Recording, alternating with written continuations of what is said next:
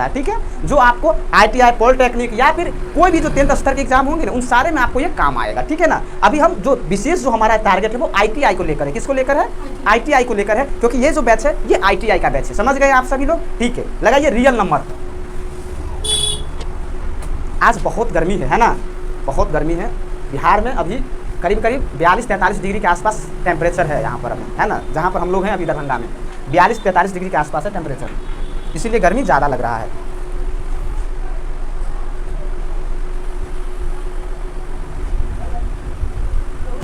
कल जो हम पढ़ाए थे आपको नंबर्स के बारे में पढ़ाए थे, है ना, तो उसको पढ़े हैं घर पे? ठीक है, उसको हम पहले एक बार क्या करते हैं, कल के क्लास को रिवीजन कर लेते, क्विक रिवीजन जिसको बोलते हैं ना। एक बार क्विक रिवीजन करते हैं, फिर हम आपको आगे उससे पढ़ाएंगे, ठीक है। कल के क्लास में जो हुआ था उसको, कल हमने आपको बताया था नेचुरल नंबर, प्राकृतिक संख्याएं। सर प्राकृतिक संख्याएं क्या आप बताए थे? नेचुरल नंबर, प्राकृतिक संख्याएं। सर आप बताए थे प्राकृतिक संख्याएं 1 से चालू होकर गिनती की ओर जो बढ़ेगा उसको हम प्राकृतिक संख्याएं कहेंगे। यानी कि सर 1 से चालू रहेगा, 2, 3, 4, 5 ऐसे करके चलते रहेगा, इन्फिनाइट तक जाएगा, ठीक है ना। हमने आपको इसमें एक और बात बताया था कि अगर आपसे कोई पूछेगा कि प्राकृतिक संख्या में सबसे छोटी प्राकृतिक संख्या कौन है, तो आप हमें क्या बताएंगे? 1 बताएंगे, क्योंकि सर 1 से हमने चालू किया है, ठीक है, इसीलिए 1 है। लेकिन अगर इसी में अगर कोई आपसे पूछे कि प्राकृतिक संख्याओं की सबसे बड़ी प्राकृतिक संख्या कौन होगा, तो आप क्या बोलेंगे? वो हम नहीं बता पाएंगे सर आपको, क्योंकि ये इन्फिनाइट तक है, अनगिनत तक है। हमें तो इस बात का पता भी नहीं कि वो कहाँ तक जाएगा, इसीलिए हम इसमें बड़ी नहीं बता पाएंगे। यहाँ तक समझ में आया था। इसके बाद हमने बोला था कि नेचुरल नंबर में आपने 1 से स्टार्ट किया है, 0 को नहीं लाया, तो 0 को लाना पड़ेगा। इसके लिए एक और नंबर का नाम आपको जानना पड़ेगा, जिसका नाम है होल नंबर। क्या नाम है सर? Whole number.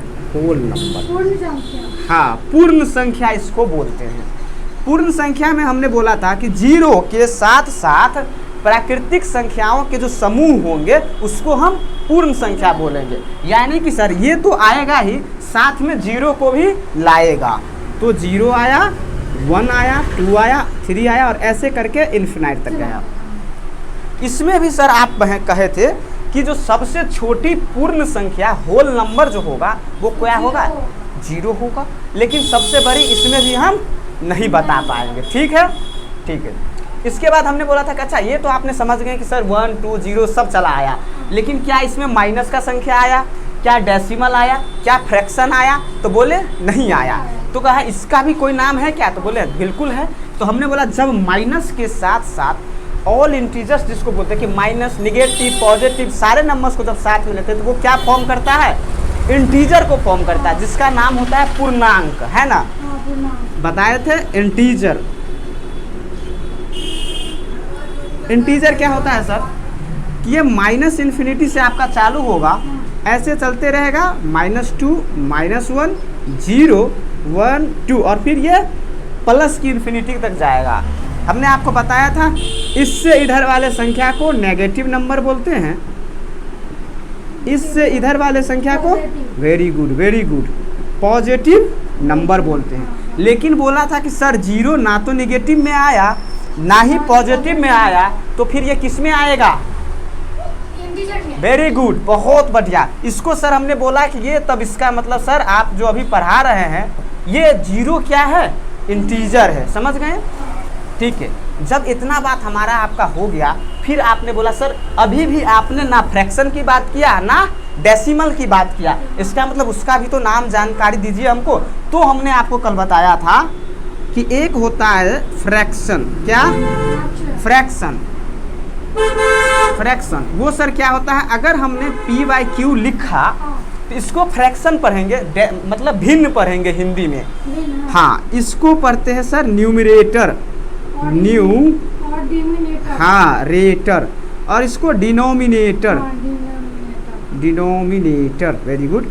हिंदी में सर इसको पढ़ते हैं अंश, और नीचे वाला हर। बहुत बढ़िया, समझ में आ गया था। आपने बोला सर कोई भी नंबर p बाई क्यू के फॉर्म में है तो उसको हम बेसिकली जनरल भाषा में फ्रैक्शन कह सकते हैं, ठीक है ना। अब इसका एक और आपने बोला कि सर डेसिमल कहाँ चला गया, तो कहें इसको भी लिख लीजिए डेसिमल।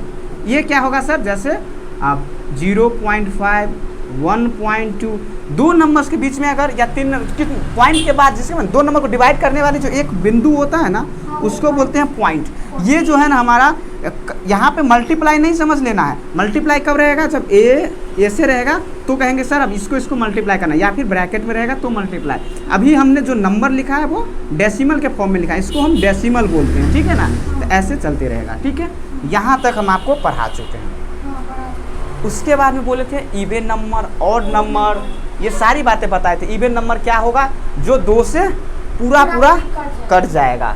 ऑड नंबर क्या होगा, जो 2 से पूरा नहीं कटेगा। सबसे छोटा इवन नंबर क्या होगा, 2 होगा। सबसे बड़ा हम नहीं बता पाएंगे। सबसे छोटा ऑड नंबर क्या होगा, 1 होगा। सबसे बड़ा हम नहीं बता पाएंगे। यहाँ तक हो गया था, बताया, ठीक है। जो आपको ITI पॉलिटेक्निक या फिर कोई भी जो 10th स्तर के एग्जाम होंगे ना उन सारे में आपको ये काम आएगा, ठीक है ना। अभी हम जो विशेष जो हमारा टारगेट है वो ITI को लेकर है। किसको लेकर है, ITI को लेकर है, क्योंकि ये जो बैच है ये ITI का बैच है। समझ गए आप सभी लोग, ठीक है। लगाइए रियल नंबर। अब आप भी चैप्टर का नाम लिखिए रियल नंबर।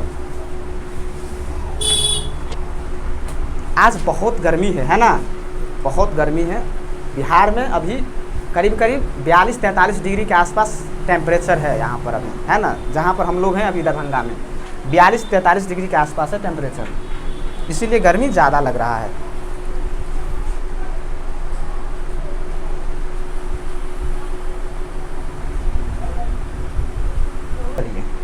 अब देखते हैं कि रियल नंबर के अंदर क्या क्या आता है।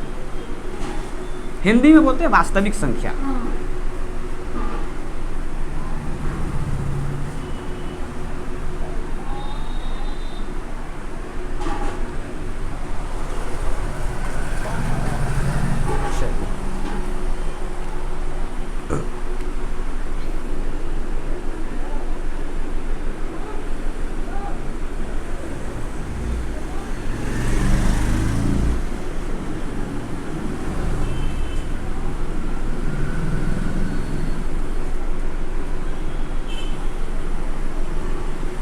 वास्तविक संख्या है, इसका मतलब क्या, इससे पहले जो हम लोग पढ़े हैं वो वास्तविक नहीं है क्या, है, लेकिन एक कैटेगरी है, नाम है, इसीलिए। तो रियल नंबर में सर क्या क्या आएगा, रियल नंबर में आपको आएगा 2 चीज़ें आपको पता करना है जो अभी तक हमने सुना ही नहीं। क्या है नाम सर उसका, रैशनल और इरेशनल। अब हम अपने चैप्टर पर आते हैं। इसमें 2 कैटेगरी आपको लेना पड़ेगा। पहला रैशनल नंबर, दूसरा इरेशनल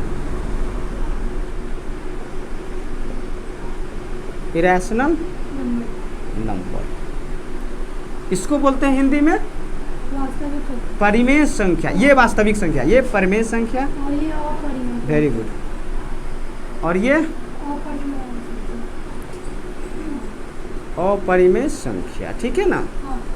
अच्छा, अब परिमेय संख्या क्या है, अपरिमेय संख्या क्या है, ये सब बात करना पड़ेगा सर। रैशनल तो आपने बात कर दिया, समझ गए कि रियल नंबर के अंदर आएगा रैशनल नंबर और इरेशनल नंबर। लेकिन परिमेय संख्या क्या है, अपरिमेय संख्या क्या है, ये तो सर आप पहले बताइए, है ना। देखिए, सबसे पहले वास्तविक की बात करते हैं। वास्तविक संख्या क्या है, सभी परिमेय संख्या और अपरिमेय संख्या के जो समूह होंगे उसको हम क्या बोलेंगे, वास्तविक संख्या। यानी कि वास्तविक संख्या में सर परिमेय संख्या भी आएगा और अपरिमेय संख्या भी आएगा। तो अब परिमेय संख्या किसको बोलेंगे, परिमेय संख्या ऐसा संख्या जैसे संख्या को हम p/q के रूप में उसको फॉर्म कर पाएंगे। और यहाँ पे एक कंडीशन है कि q जो होगा ना, सॉरी p और q जो होगा वो दोनों हमारा कैसा होना चाहिए, इंटीजर होना चाहिए। कैसा होना चाहिए, और q जो है ना वो ये 0 के इक्वल भी नहीं होना चाहिए। परिमेय संख्या ऐसे संख्या को कहेंगे जिसको हम p/q के रूप में लिख सकते हैं, लेकिन वहाँ पे एक कंडीशन हमारे पास आएगा कि p और q को हम इंटीजर रखेंगे और q जो होगा हमारा वो 0 नहीं होना चाहिए। ऐसा क्यों? क्योंकि आपको पता है क्या जीरो के बारे में कि किसी भी नंबर को अगर 0 से डिवाइड करते हैं तो फिर वो अपरिभाषित हो जाता है, यानी कि उसका हम मान नहीं निकाल पाते। इसीलिए अगर q को 0 रख देंगे तो फिर ये अपरिभाषित हो जाएगा हमारा फ्रैक्शन, उसका मान ही नहीं निकाल पाएंगे, तो फिर हम इसको कैसे रख सकते हैं। इसीलिए q हमारा 0 नहीं होना चाहिए।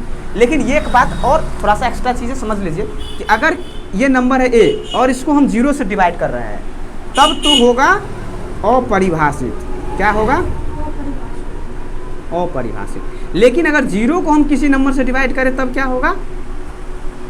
तो 0 होगा। क्या होगा? आंसर हमारा 0 होगा, क्योंकि सर 0 को किसी भी संख्या से मल्टीप्लाई करेंगे तो 0 आ जाएगा। जैसे देखिए 0 है, आप इसको a से मल्टीप्लाई करना डिवाइड करना चाहते हैं तो a को अगर हम 0 से मल्टीप्लाई करते हैं a multiply 0 is equal to 0, cut गया, यानी कि आंसर हमारा क्या आ गया? 0 आ गया। तो ये बातें अभी से ध्यान में रखिएगा कि अगर किसी संख्या को 0 से डिवाइड करेंगे तो वो अपरिभाषित होगा, अगर 0 में किसी संख्या से विभाजित करते हैं तो वो 0 होगा। समझ गए? ठीक है, आगे देखिए, इस पे आते हैं। परिमेय संख्या समझना आया क्या होगा कि p बाई क्यू के रूप में होगा, p और q इंटीजर होगा और q 0 नहीं होगा। इसका मतलब सर एक बात आप ध्यान से देखिएगा, 1/2 लिखते हैं हम, क्या ये परिमेय संख्या है? कैसे समझे सर? अभी हमने इंटीजर पढ़ा था थोड़ा देर पहले, 1 और 2 इंटीजर में आया था, यानी कि यहाँ पर ये हम लिख सकते हैं p बाई क्यू, जहाँ पे p इज इक्वल टू 1 और q इज इक्वल टू 2 है। हाँ, तो p और q दोनों हमारा इंटीजर है, बिल्कुल है, और q जो है जैसे कि 0 के इक्वल भी नहीं है। क्यों? क्योंकि ये 2 है ना, q इज इक्वल टू 2 है, तो ये 0 के इक्वल नहीं है। इसका मतलब ये परिमेय संख्या है। इसी तरीके से 4-5 एग्जाम्पल लिख दीजिएगा। जैसे अभी उतारना नहीं है, हम आपको उतारने के लिए टाइम देंगे, ठीक है ना। परिमेय संख्या का क्या सर? 1/2, 2/3। क्या 2 परिमेय संख्या है? बिल्कुल है सर। कैसे समझ गए कि सर 2 को आप 2/1 लिख सकते हैं, कुछ नहीं है तो नीचे 1 लगा सकते हैं, क्योंकि 1 से किसी संख्या में डिवाइड करेंगे तो वही संख्या आ जाएगा। तो यहाँ पर एक और बात है, आप लिख दीजिएगा, कोई भी संख्या को 1 से डिवाइड करते हैं तो वो क्या हमें देगा? वही संख्या दे देगा। ये सभी उतारना है बाद में, अभी नहीं। तो इसका मतलब 2/1 हम लिख सकते हैं। तो 2 हमारा इंटीजर था, है, 1 हमारा इंटीजर है, और 2 के नीचे 1 है, तो 1 0 के बराबर तो नहीं होता है। इसका मतलब 2 भी हमारा क्या है? परिमेय संख्या है। समझ गए ना? हाँ। क्या -3 परिमेय संख्या है? हाँ, देखिए जरा सा, है परिमेय संख्या सर। कैसे सर? -3 को भी आप -3/1 लिख सकते हैं। 3 और 1 दोनों इंटीजर आ गया, क्योंकि इंटीजर -∞ से लेके +∞ तक की संख्या को कहते हैं, तो ये इंटीजर आ गया। और q का मान 1 है, जो 0 के बराबर तो नहीं है। इसका मतलब ये भी हमारा रैशनल नंबर है। समझ गए ना? तो ये भी उदाहरण में आ जाएगा, ठीक है।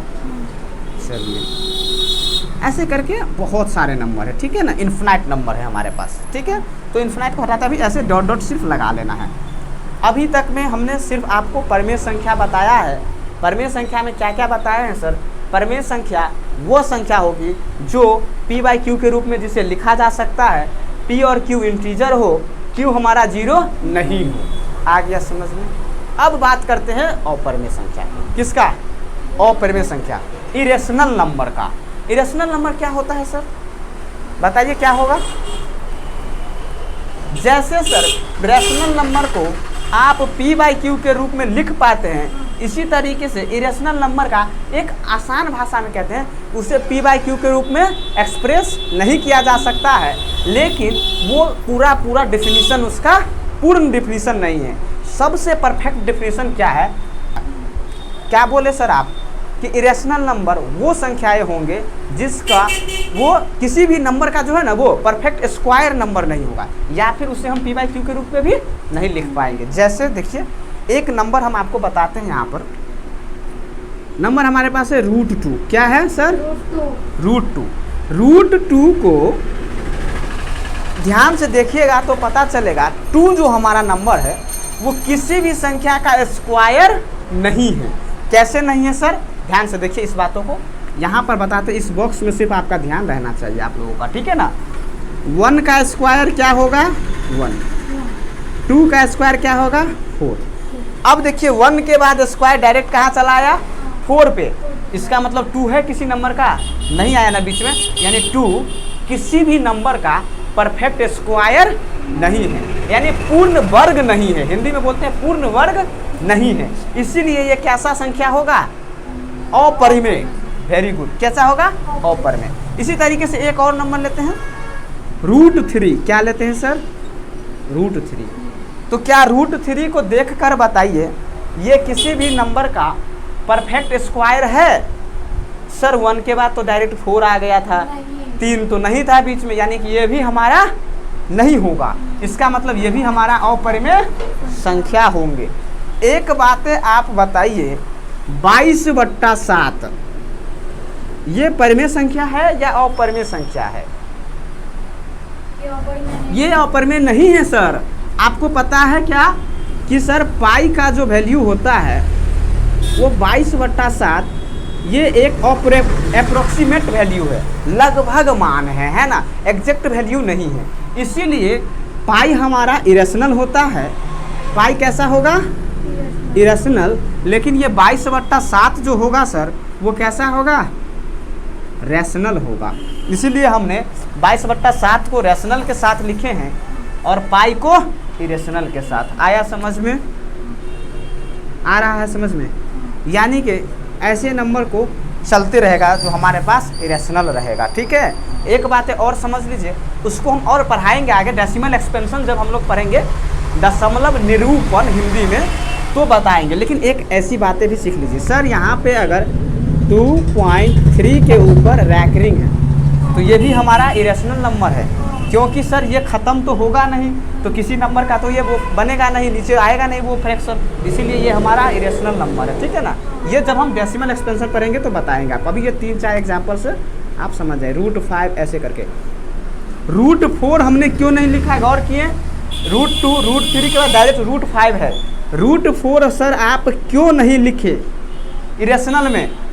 क्योंकि सर 4 हमारा 2 का परफेक्ट स्क्वायर है, और परफेक्ट स्क्वायर हो जाएगा तब तो वो रेशनल हो जाएगा, इरेशनल नहीं रहेगा। इसीलिए इसको हम √4 को यहाँ पर नहीं लिखते हैं, समझ गए। ये आपको पता है a² का मतलब क्या होता है? स्क्वायर, जितना पावर रहेगा वो नंबर उतना बार गुना हो जाएगा। इसीलिए अगर 3 का स्क्वायर है तो इसका मतलब 3 × 3। अगर 12 का स्क्वायर है तो इसका मतलब 12 × ये आपको पता है। Very good. अभी हमने क्या पढ़ा सर?